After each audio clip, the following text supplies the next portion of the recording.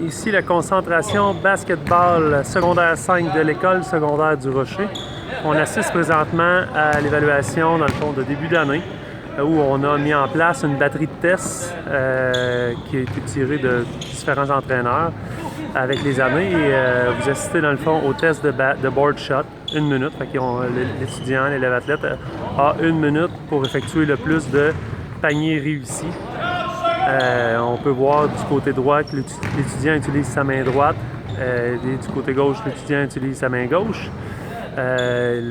L'objectif de cet éducatif-là est de se familiariser avec la planche, utiliser la planche à toutes les reprises, puis rapidement d'avoir une planche et un swish pour faire en sorte que l'étudiant puisse en faire le plus possible.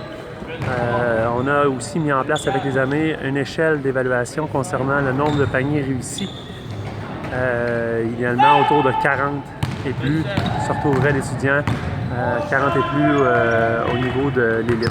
Alors c'est le test de board shot que vous pouvez voir. On va avoir un autre étudiant qui part au signal. 45 degrés langue d'approche, comme un lay-up. Idéalement, l'étudiant ne se retrouve pas sous le panier, mais bien à 45 degrés. La flexion des bras, à aucun moment l'élève baisse le ballon. Tout le temps la balle en extension le plus haut possible. Une bonne rotation dans le ballon pour favoriser que le ballon rentre dans le panier. Alors, vous avez 2 bonnes démonstrations ici qui vous permettent de voir là, le board shot à son meilleur.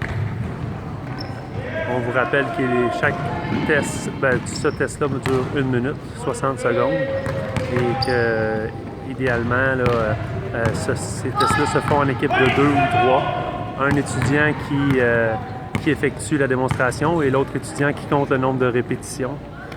Alors, on comptabilise à la suite les résultats. Le test se fait en début d'année, en milieu d'année et en fin d'année. Alors, ça nous permet d'évaluer, dans le fond, la progression de l'étudiant au fur et à mesure que l'année avance.